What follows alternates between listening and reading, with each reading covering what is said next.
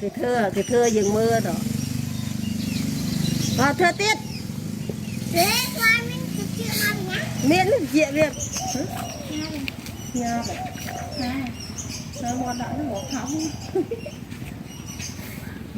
cái chênh nó không có chặt cho vậy nó mới hùm đi à ai clear tiết ơi clear mở clear chắc mấy hôm rồi phải nha đâu ấy chứ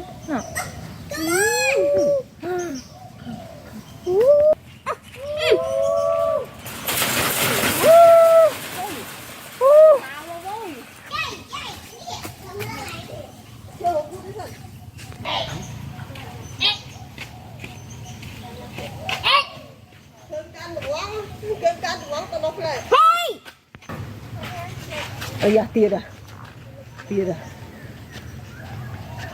nó không nguyên mà chứ đã lòng thùng vậy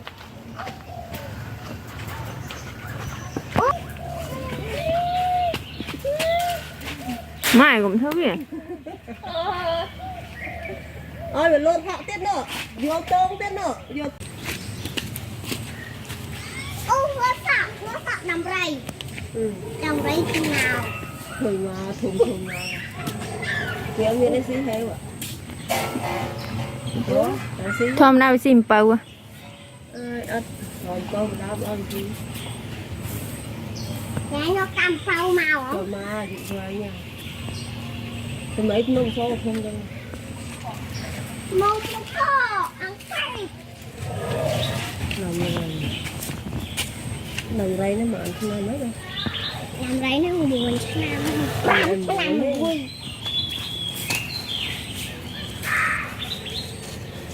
giờ yên sang chỉ lừa làm rẫy đây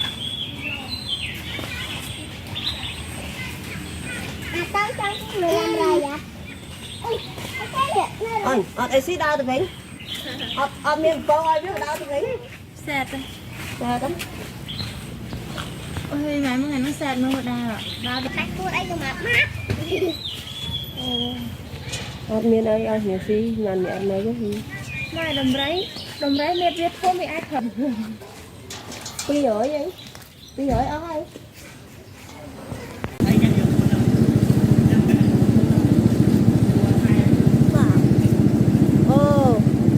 chơi sợ chắc không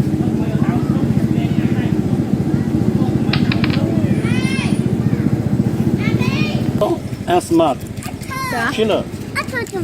killer Killer in the river. I put the fish. otter eat kingfish Chồng, chơi sắp cái hai cậu. đặt cho tôi miếng Cái đặt thầy ABC. xin try xả ta đó nhỉ chef nga khỏi tiền chơi cái lọc luôn chef cũng một món ngon đấy chả tiền nào tự thể ấy dạ What's your hand? No. giờ thì khám nó chào Nó miếng sắp cái bòn à. No touch. No. Ê, cái tôi về ấy này nè rồi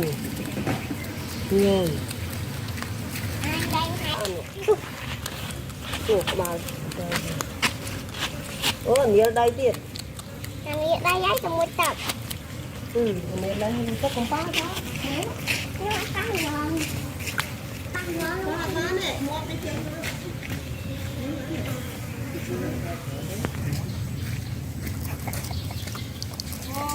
lụa to ốc tai cái này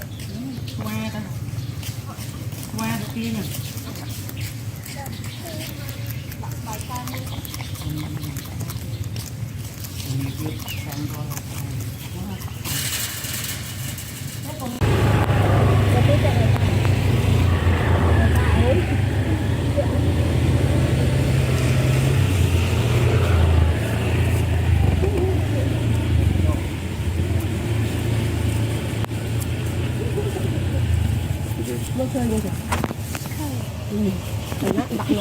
bên ta không mau mới khi cái mơ ít bơ áo ắt vẽ rồi chẳng tổng món thọt như muối để sạch nó đánh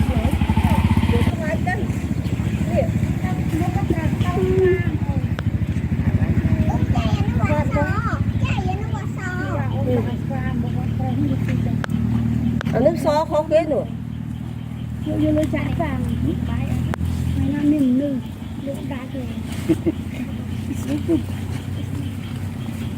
Tinh sao thì đó vào chơi chồng mà tính đi.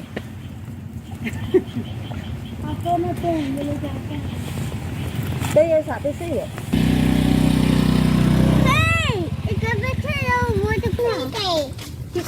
Ai pu à? Ai pu để ai gì? ọt đây vậy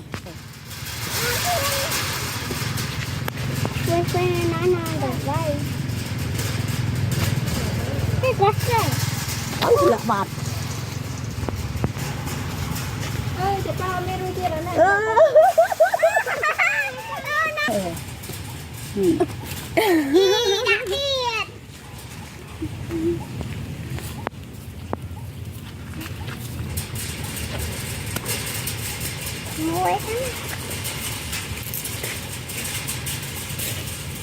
Mà bỏ ơi vì hơi vì cái gì mà chết cả bạn chồng. Ôi giời, nó quay chết à? Nó mua tiếp nè. Được. mai co đó Thôi co về như này. Anh đi cái khoác đây. Không khơi. Anh sẽ ăn pha hô vậy. Anh sẽ làm ăn pha xí. Em sẽ ăn Anh đi ô tri. ô tri. Ô tri. Ô tri. Ô tri. Ô tri bà.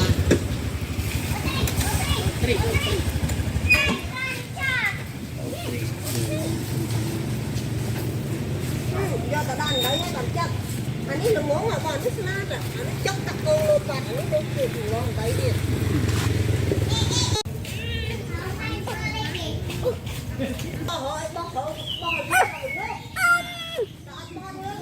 Mami. Tôi lên chị em mới chân. Tôi lên đầu đó lấy ai ta khai một con này đốt bây giờ cái tôi. No. Yeah. ở trên nào khơi gì mà nó lên tháng ở đây thà nấu thùng chiều Nó không chế nó ăn lớn luôn. Cho cho. khơi khơi